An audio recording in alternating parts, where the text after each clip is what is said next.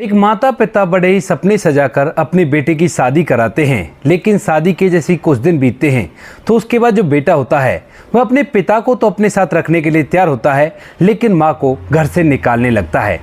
अब इस बात को सुनकर यहाँ पर उसका जो पिता होता है, उसका एक दोस्त जो कि गुड़गांव में रहकर काम किया करता था, उसे जब ये बात पता चलती है तो वह वहां पर आता है और उसके बेटे को समझाने की कोशिश करता है। लेकिन जब वह लड़का कारण बताता है तो उसे सुनने के बाद उसके पिता का जो दोस्त होता है वह कहता है कि बेटा बात तो ठीक है, लेकिन ये तुम्हारे माता पिता हैं। क्या था ऐसा कारण जिसे सुनने के बाद दोस्त कहने लगा था कि बात तो ठीक है। पूरी सच्चाई के बारे में जानने के लिए वीडियो को अंत तक जरूर देखें।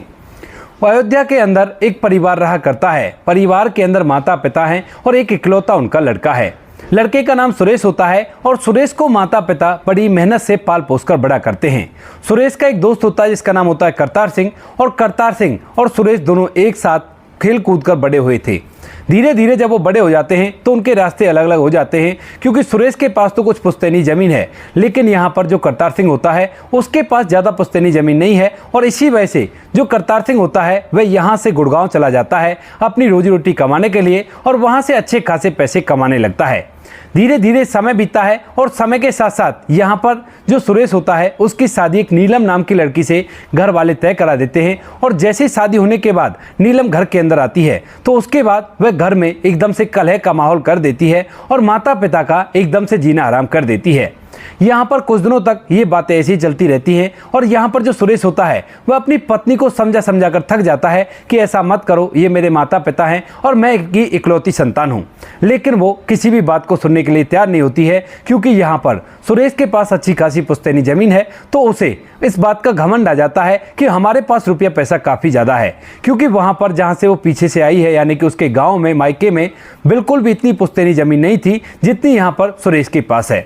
धीरे धीरे कुछ समय ऐसे बीत जाता है, लेकिन जब पानी सर से ऊपर चला जाता है तो उसके बाद यहाँ पर जो सुरेश होता है वह अपनी पत्नी को धमकाता भी है और उसके साथ मारपीट भी करता है। अब जैसे ही वह अपनी पत्नी के साथ मारपीट करता है तो उसके बाद जो उसकी पत्नी होती है अपने मायके वालों के साथ मिलकर सुरेश के ऊपर ही केस कर देती है, और केस करने के बाद उसे कुछ दिन की जेल की हवा भी खानी पड़ती है। इस बीच यहाँ पर जो सुरेश के माता पिता होते हैं वह इस बात से बड़े दुखी होते हैं, क्योंकि उन्होंने बेटे को लाड़ चाप से पाल पोस कर बड़ा किया था ताकि बुढ़ापे में वो उनकी सेवा कर सके। लेकिन यहाँ पर जो बेटे की पत्नी है वो उसे सेवा करने नहीं दे रही है। बार बार जो बेटा होता है वह इस बात से परेशान होता है, और जब माता पिता इस बात को देखते हैं तो वह भी काफ़ी ज़्यादा परेशान होते हैं। इसी बात को देखते हुए यहाँ पर जो माता पिता होते हैं वो कहते हैं कि बेटा कोई बात नहीं, तो ऐसा कर हमसे अलग हो जा और अलग होकर रहने लग। लेकिन बेटा कहता है कि माँ बाबूजी मैं तुमसे अलग रहूंगा तो इस तरह से समय व्यतीत नहीं होगा, इससे अच्छा तो मैं ऐसा करता हूँ आपका कोई और इंतजाम कर देता हूँ, क्योंकि जीवन तो जीना ही है और इससे अगर ज़्यादा कुछ कहूँगा तो ये मेरी ज़िंदगी को और भी ज़्यादा बर्बाद कर देगी। क्योंकि जैसे तैसे राजीनामा करके वह जेल से बाहर निकला है और उसके बाद दोबारा से वह जेल नहीं जाना चाहता। इसके बाद बेटा सुरेश बहुत सोचता है कि क्या किया जाए, और इसी बात को सोचते सोचते उसे अपने दोस्त करतार की याद आती है और वह अपने दोस्त को अपने आप से मिलने के लिए बुलाता है। उसका दोस्त वहां पर जाता है जहां का वो मूल निवासी है, और वहां पर जाकर अपने दोस्त से मिलता है और पूछने लगता है कि भाई क्या हुआ, किस वजह से तुम इतने परेशान हो। तो यहाँ पर जो सुरेश होता है वह अपनी आंखों में आंसू भर ले आता है और अपनी सारी समस्या अपने दोस्त करतार सिंह को बता देता है। जब करतार सिंह ये पूरी बात सुनता है तो सुनने के बाद उसे भी लगता है कि इसमें कुछ भी नहीं किया जा सकता, क्योंकि आजकल सरकार के अंदर महिलाओं की कुछ ज़्यादा ही चला करती है। इसी बात को देखते हुए करतार सिंह पूछने लगता है कि भाई बताओ मुझे यहाँ पर क्यों बुलाया है। तो यहाँ पर जो सुरेश होता है उसका दोस्त वह कहता है कि भाई दरअसल यहाँ पर मेरे माता पिता की काफ़ी ज़्यादा परेशानी हो रही है, तो इसी वजह से मैं चाहता हूँ कि तू इनको अपने साथ ले जा और मैं चुपचाप तुम्हें खर्चा भेजता रहूँगा। करतार सिंह अपने दोस्त की भावनाओं को समझते हुए ऐसा ही करता है और यहाँ से उसके माता पिता को अपने साथ ले जाता है। करतार सिंह के साथ सुरेश के माता पिता चले गए थे और वो लोग वहाँ पर जाकर रहने लगते हैं। माता पिता भी हर बात समझते हैं और इसके बाद सुरेश के घर में शांति होने लगती है। लेकिन जब ये सब कुछ हो रहा था उसी समय सुरेश का जो बेटा होता है जिसका नाम कार्तिक होता है वह इतना बड़ा तो हो गया था कि वह सभी चीज़ों को समझा करता था, क्योंकि कार्तिक अपने दादा दादी के काफ़ी ज़्यादा लगाव किया करता था। और जब दादा दादी यहाँ से चले जाते हैं तो वह अपने पिता से पूछने लगता है और पिता अपने बेटे को पूरी बात बता देता है। अब जब बेटा को ये पूरी बात बताई जाती है तो उसके बाद बेटा चुपचाप तो रह जाता है, लेकिन धीरे धीरे समय बीतता है और समय का पहिया ऐसा घूमता है कि ये बातें अब उल्टी होने लगती हैं। धीरे धीरे यहाँ पर जो सुरेश का बेटा कार्तिक होता है वह अब जवान हो जाता है, और जवान होने के बाद जब वह शादी के योग्य होता है तो उसके लिए इधर उधर लड़की ढूंढी जाती है। ढूंढने से उसके लिए एक लड़की मिल जाती है, तो उससे उसकी शादी करा दी जाती है। शादी होने के बाद कार्तिक अपनी पत्नी को लेकर उस घर के अंदर आता है, लेकिन जैसे वो घर के अंदर अपनी पत्नी को लेकर आता है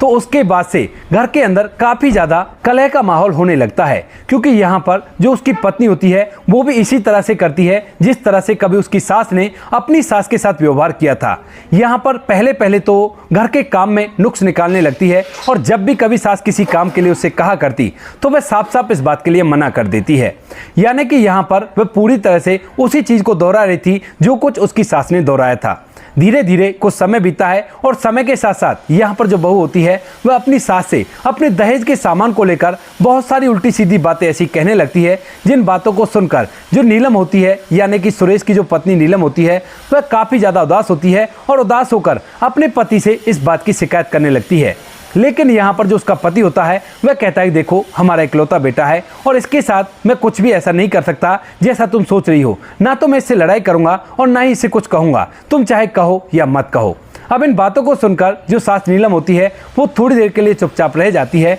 लेकिन धीरे धीरे कुछ समय और बीत जाता है। जैसे ही कुछ समय बीतता है तो उसके बाद कुछ और ऐसी बातें हो जाती हैं, क्योंकि यहाँ पर कार्तिक को शादी के अंदर गाड़ी मिली थी, और उस गाड़ी के अंदर एक दिन जो कार्तिक होता है वह अपने माता पिता को लेकर कहीं जा रहा था। लेकिन उसी दौरान जब कार्तिक अंदर जाता है घर के, तो उसके बाद उसकी पत्नी उससे लड़ाई करने लगती है, और जब यहाँ पर कार्तिक की मां नीलम ये लड़ाई देखती है तो उसके बाद उसे बड़ी हैरानी होती है। अब तक माहौल कुछ ऐसा हो गया था घर के अंदर कि सास की बहू नहीं सुना करती थी और बहू की सास नहीं सुना करती थी। सास बहू में काफी ज्यादा मनमुटाव था, लेकिन उसके बावजूद भी जब भी कभी कार्तिक अपने माता पिता के लिए कुछ किया करता तो उसके बाद पत्नी उससे लड़ाई कर दिया करती। इस बात के बारे में माता पिता को भी पता होता है, और कभी कभी तो जो माँ होती है वो बहू को खरी खोटी सुना दिया करती है। अब इस बात को देखकर जो कार्तिक होता है वह अपनी माँ से कहने लगता है कि माँ क्या करूं, कोई गड़बड़ हो जाएगी, और आज अगर इसने मुझ पर केस कर दिया तो मुझे जेल भी जाना पड़ सकता है। इन बातों को सुनकर जो नीलम होती है वह चुपचाप रह जाती है, और जिस दिन ये अपने माता पिता को लेकर कहीं घुमाने के लिए जा रहा था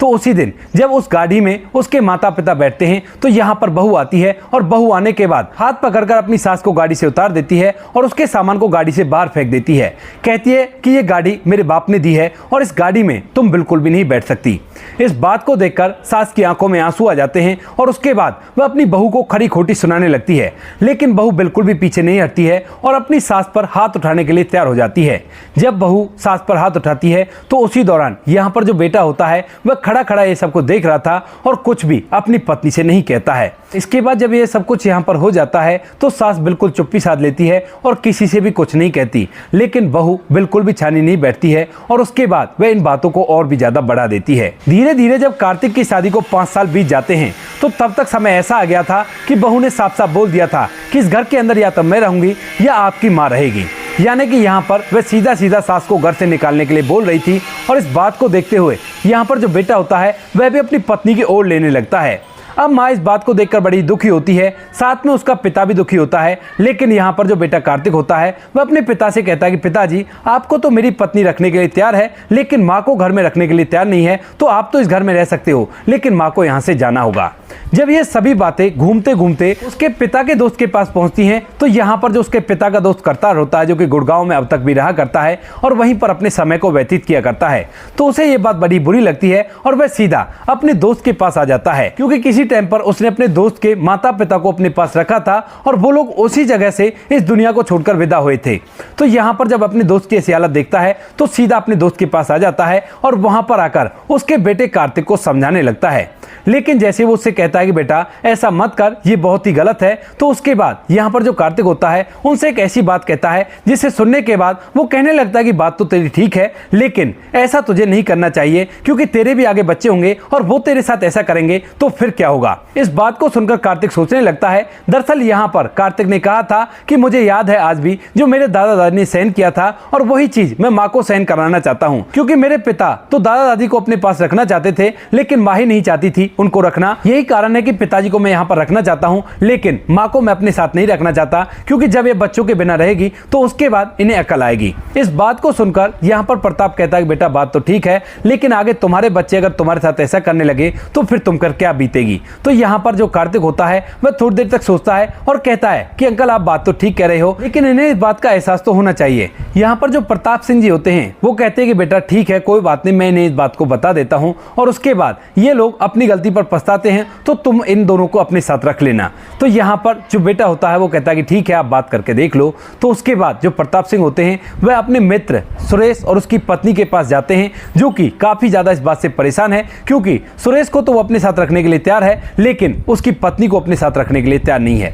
वहां पर जाने के बाद जब प्रताप सिंह वहां पर जाते हैं तो सुरेश उन्हें देखकर फिर से अपनी आंखों में आंसू भर ले आता है, और इधर जो उनकी पत्नी नीलम होती है वह भी अपनी आंखों में आंसू भर लाई थी। लेकिन तभी यहाँ पर जो करतार सिंह जी होते हैं वो कहने लगते हैं कि भाई आंखों में आंसू लाने की जरूरत नहीं है, तुम्हारा बेटा वही सब कर रहा है जो तुम लोगों ने अपने माता पिता के साथ किया था। अब इस बात को सुनकर जो सुरेश होता है वह बड़ा ही हैरान होता है और कहने लगता है कि हमने ऐसा क्या किया था माता पिता के साथ। तो यहाँ पर जो करतार सिंह होता है वो उन्हें पुराने दिनों को याद दिलाता है और कहता है कि तुम्हारे माता पिता हमारे पास रहकर अपने जीवन को व्यतीत किए थे और वो कुछ अच्छा नहीं था, क्योंकि वो बार बार इस बात से परेशान हुआ करते थे। जब भी अकेले बैठा करते थे तो आपस में बातें किया करते थे कि हमने एक बच्चे को इतनी अच्छी तरह से पाल पोस कर बड़ा किया, लेकिन उसके बावजूद भी हमारे बच्चे ने हमारी देखरेख नहीं की। तो उनकी आत्माएं इस बात की गवाही दे रही थी कि तुम्हारे साथ अच्छा बिल्कुल भी नहीं होना चाहिए, और वही तुम्हारे साथ हो रहा है। ये सब चीज वही चीज रिपीट हो रही हैं जो तुमने किया था, और तुम्हारे बेटे को वो बातें बखूबी याद है, क्योंकि बचपन में वह उनसे लाड चाप किया करता था, लेकिन तुम लोगों ने उसे उनसे अलग कर दिया। इसी वजह से वो ये सब कुछ कर रहा है, और आपको तो वह बुरा समझता भी नहीं है, आपकी पत्नी को वह ज्यादा बुरा समझता है, क्योंकि उसे सारी बातें के बारे में पता है। अब यहाँ पर जो सुरेश होता है उसे महसूस हो जाता है कि उसने वो सारी बातें जो अपने बेटे को बताई थी वो सारी बातें ही लौट कर आ रही हैं, और इसी वजह से वो ऐसा कर रहा है। इसके बाद जो सुरेश होता है वह अपनी पत्नी की तरफ देखता है और उससे कहने लगता है कि दिख गया तुम्हें, जो तुमने किया था वही तुम्हें देखने को मिल रहा है, और अब भुगतो इन सभी चीजों को। ऐसा कहकर वह अपनी पत्नी को एकदम से बुरी तरह से धमका देता है, और जब इन बातों को यहाँ पर उसकी पत्नी सुनती है तो उसके बाद वह भी काफी ज्यादा शर्मिंदा होती है और फूट फूट कर रोकर अपने पति से माफी मांगने लगती है। पति भी पुरानी बातों को याद करके अपनी आंखों में आंसू ले आया था और कहने लगता है कि अब क्या होता है पछताने से, क्योंकि अब तो माता पिता इस दुनिया से जा चुके हैं, अब भला तुम इसमें कर ही क्या सकती हो। अब पत्नी इन बातों को सुनकर अपना सर नीचे की तरफ कर लेती है और कहती है कि आप सही कह रहे हो और यही हमारी सजा है, मुझे तो अकेला रहना ही होगा, लेकिन आप मेरे साथ में सजा क्यों भुगतते हो जब आपकी कोई गलती ही नहीं है। ऐसा कहकर जो पत्नी होती है वह घर को अकेले छोड़ने का फैसला कर लेती है, और जैसे ही वो घर को छोड़कर सामान पैक करके अपनी आंखों में आंसू लेकर वहां से जाने लगती है, तो उसी दौरान जो कार्तिक होता है उसे ये बात पता चल जाती है कि माँ अपनी गलती पर पूरी तरह से शर्मिंदा है। और इसी बात को देखते हुए यहाँ पर जो कार्तिक होता है वह अपनी माँ को रोक लेता है और कहता है कि माँ अगर आपको अकल आ गई हो तो कोई बात नहीं, अब आप मेरे घर में रह सकती हो, लेकिन आपको ये बात भूलनी नहीं है और मेरे बच्चों को ये बात जरूर बतानी है कि हमने इस तरह से किया था और हमारे साथ ऐसा हुआ था। इस बात को सुनकर यहाँ पर जो माँ होती है वह अपनी आंखों में आंसू लेकर कहती है कि बेटा जो मैंने गलत किया है उसको मुझे भुगत लेने दो, क्योंकि मैं नहीं चाहती कि ये बात दोबारा से रिपीट होकर तुम्हारे पास भी आए। इस बात को सुनकर यहाँ पर बेटा कहता है कि माँ अगर तुम्हें गलती का एहसास हो गया है तो यही काफी है और आप चिंता मत करो, आप मेरे घर में रह सकती हो। इस बात को सुनकर यहाँ पर माँ कहती है कि ठीक है बेटा, अगर तुम चाहते हो तो मैं चुपचाप घर के अंदर रहूंगी और तुम्हारी पत्नी से कुछ भी नहीं कहूंगी, लेकिन उससे कह देना कि मुझसे इस तरह की घृणा ना करें। तो यहाँ पर जो उसकी पत्नी होती है कार्तिक की, वह भी वहां पर आती है और आने के बाद कहती है कि सासू माँ आज तक जो कुछ भी मैंने आपके साथ किया है उसके लिए मुझे माफ कर देना, क्योंकि आपके बेटे ने मुझे ऐसा करने के लिए कहा था। मैं बिल्कुल भी ऐसी नहीं हूं और मैं तो आपके साथ ऐसा करना भी नहीं चाहती थी, लेकिन जब आपके बेटे ने आपके सास ससुर की मुझे कहानी सुनाई तो उसके बाद मुझे लगा कि जैसा ये कह रहे हैं वैसा कर देना चाहिए, क्योंकि इससे समाज को भी एक बहुत बड़ी सीख मिलेगी और साथ में आप लोग भी इस बात को महसूस कर सकेंगे कि जब माता पिता से उनके बच्चे अलग होते हैं तो कैसा महसूस होता है। यहाँ पर सास अपनी आंखों में आंसू लेती है और बहू उसे संभालती है। सभी लोग दोबारा से उसी घर के अंदर रहने लगते हैं। और ये जो कहानी मैंने आपको आज सुनाई है, ये करतार सिंह जी हमारी वीडियोस देखा करते हैं। उन्होंने इंस्टाग्राम पर हमसे कांटेक्ट किया और कांटेक्ट करने के बाद इस पूरी कहानी को हमें भेजा और कहा कि इस कहानी को आप जरूर से सुनाना, क्योंकि लोगों को इस बात से बहुत बड़ी सीख मिलेगी कि जैसा वो अपने माता पिता के साथ किया करते हैं वैसा उनके साथ भी कभी हो सकता है। और इस बात को मैं आप लोगों को इसीलिए बता रहा हूं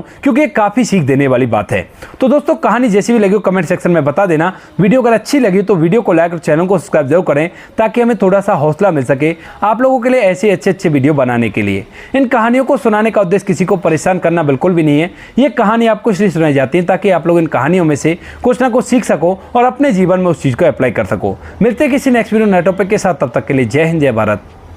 जय हिंदुस्तान।